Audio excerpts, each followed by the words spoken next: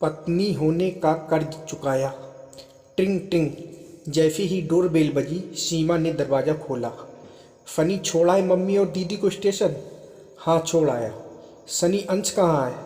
उसे तो तुम अपने साथ ले गए थे ना? हाँ डियर, अंदर तो आने दो, फिर बात करते हैं। सनी अंश कहाँ है? सीमा को अंदर ले जाते हुए। अरे तुम तो ऐसे बर्ताव कर रही हो जैसे उसे कहीं भूल आया हूँ। सनी पहेलियाँ मत बुझाओ, मेरा मन बहुत घबरा रहा है। अरे यार, अभी तो हमें चांस मिला है अलोन टाइम स्पेंड करने का, और तुम अनसंस किए जा रही हो। मम्मी और कुसुम उसे अपने साथ ले गए हैं। फनी तुम्हारा दिमाग तो सही है। सीमा फूट फूट कर रोने लगी। वो 8 महीने का छोटा बच्चा है, एक पल भी नहीं रह पाता वो मेरे बिना। 10 दिन तक कैसे रहेगा? सीमा तुम ओवर रिएक्ट कर रही हो। माँ है वो मेरी, भला बुरा समझती है अपने पोते का।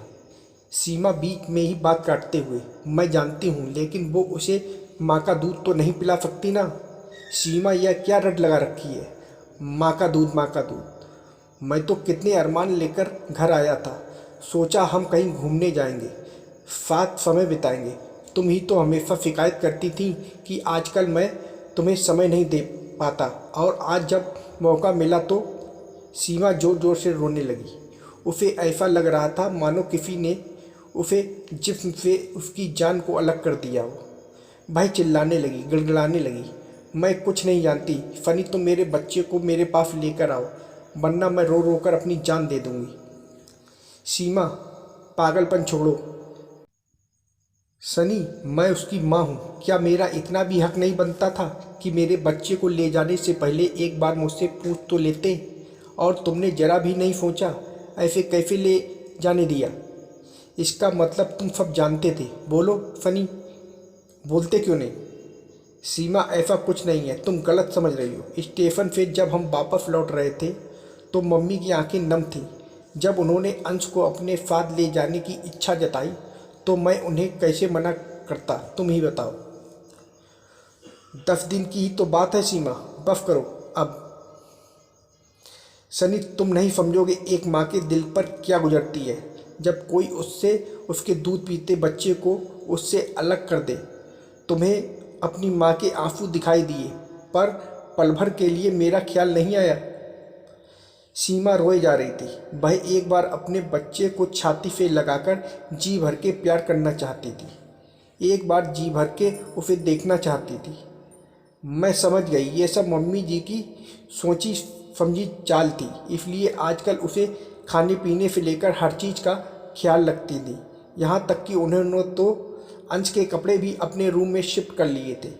मैं भी अचरज में पड़ गई कि अचानक दादी का अपने पोते पर इतना लाड़ देखकर, लेकिन मैं नहीं जानती थी कि वो मेरे खिलाफ साजिश रच रही हैं। बस करो सीमा, ममता के मुंह में अंधी होकर तुम कुछ भी बोले जा रही हो। इतने में फ़ोन की घंटी बजी। सीमा रो रही थी तो फनी ने फ़ोन उठाया। सामने से आवाज़ आई, भैया भाभी को दो, मुझे उनसे बात करनी है। फनी ने फ़ोन को स्पीकर पर डाल दिया। हेलो भाभी। हाँ दीदी, अंश कैसा है? कैसा है अंश? आप और मम्मी जी ऐसे कैसे? कम से कम मुझे तो बता देते। क्या बात है भाभी, आपका 8 महीने का बच्चा आपसे अलग हुआ तो आपको इतना दुख हो रहा है? मेरी माँ से आपने उनका 25 साल का बेटा छीना, कभी सोचा उनके दिल पर क्या गुजरती होगी? दीदी आप जो समझ रही हैं वैसा कुछ नहीं है। मैंने किसी से कुछ नहीं छीना, और आपके भाई कोई दूध पीते बच्चे नहीं हैं जो मेरी बातों में आ जाएं। बाकी आप खुद समझदार हो। इतना कहकर सीमा ने फ़ोन काट दिया। फनी के तो जैसे पैरों तले ज़मीन खिसक गई। उसने सपने में भी नहीं सोचा था कि उसकी माँ और बहन सीमा से बदला लेने के लिए एक छोटे से बच्चे का सहारा लेंगे, जिसे वह दादी और बुआ का प्यार समझ रहा था। वह तो सीमा के प्रति उनकी नफरत थी।